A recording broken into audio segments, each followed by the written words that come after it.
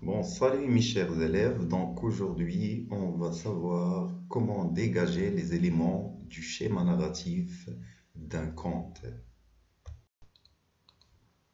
Introduction. Un texte narratif raconte une histoire. Le conte est réparti en trois parties. Situation initiale.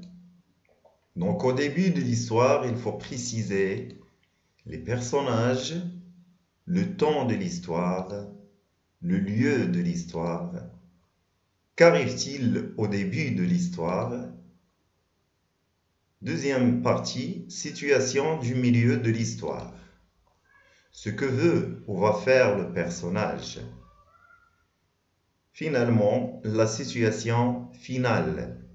Donc on doit préciser qu'arrive-t-il à la fin de l'histoire. Bon, je vous avais choisi un conte intitulé Le dinosaure. Bon, à partir de ce conte-là, on va essayer de dégager les éléments du schéma narratif. Situation initiale. Dino était un dinosaure gai et joueur qui était apprécié de tout le monde. Il passait son temps à chanter et à danser et il n'arrêtait pas de sauter et de faire des cabrioles. Il aimait la nature et conscient de son énorme taille, il prenait soin de ne jamais faire de mal à personne, pas même un simple moustique. Bon, les éléments de la situation initiale. D'abord, le personnage, c'est Dino. Le lieu de l'histoire, dans la nature. Le temps des actions, il était une fois. Qu'arrive-t-il au début du conte? Dino passait son temps à chanter et à danser. Il prenait soin de ne jamais faire du mal à personne. Situation du milieu du conte. Un jour, cependant, elle écrasa une jolie petite fleur qui ne tarda pas à mourir. Il ne l'avait pas fait exprès, mais une profonde tristesse s'empara de lui. Les jours passèrent et Dino était de plus en plus abattu et inconsolable. Ses amis affligés de le voir ainsi décidèrent de chercher une solution, mais ils ne la trouvèrent pas. Les éléments de la situation du milieu. D'abord l'élément déclencheur, qui veut dire la phrase ou les phrases qui changent l'équilibre de la situation initiale. Donc ce sont les phrases qui donnent naissance à mon histoire. Donc un jour, cependant, il écrasa une petite fleur qui ne tarda à mourir. Les péripéties. Bon, les péripéties, ça veut dire l'enchaînement des événements après l'élément déclencheur, après ce changement. Donc Dino était de plus en plus abattu et inconsolable. Ses amis affligés de le voir ainsi décidèrent de chercher une solution. Situation finale. Finalement, une sauterelle pensa à une solution très raisonnable. Si Dino a peur d'écraser les fleurs et les petits animaux, qu'il marche sur la pointe des pieds. Ainsi, il ne fera de mal à personne, dit-elle avec soulagement. Tous acceptèrent la proposition de la sauterelle, qui leur parut excellente. À partir de ce jour-là, Dino sauta et dansa en se tenant sur la pointe des pieds. Sa tristesse disparut. Il redevint le dinosaure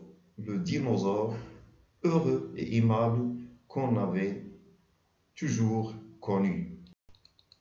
Bon, les éléments de la situation finale, d'abord il y a ce qu'on appelle le dénouement. Donc le dénouement, c'est la résolution du problème.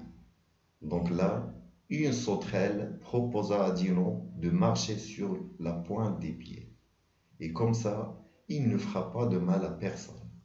Enfin, Dino redevint le dinosaure heureux aimable qu'on avait toujours aimé. Je m'entraîne. Donc là, il s'agit d'un schéma narratif.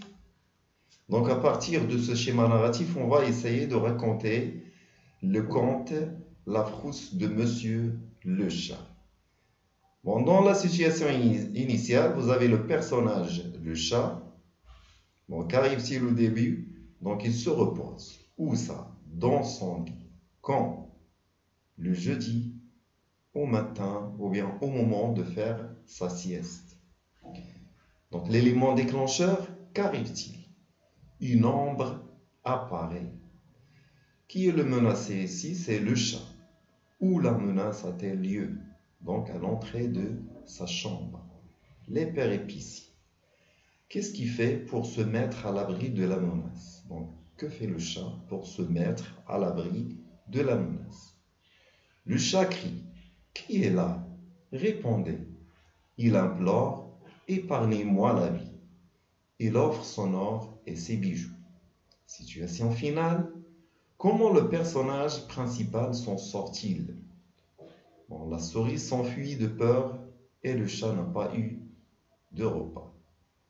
La morale, on exagère selon les problèmes. Bon, racontons maintenant l'histoire de la frousse de Monsieur le chat. Donc, comme tous les jeudis, Monsieur le chat se reposait confortablement dans son lit. Soudain, il aperçut une ombre provenant de derrière la porte. Monsieur le chat devint quelque peu troublé. « Qui est là » cria-t-il. « Répondez » exigea-t-il. Aucune réponse ne se fit entendre. L'ombre était de plus en plus 2 fois la taille de Monsieur le chat. Alors, il implore. « Épargnez-moi ma vie, je vous offre mon or. » Mais le monstre ne voulait pas négocier. Monsieur le chat fixa la porte attentivement quand tout à coup entra une bête.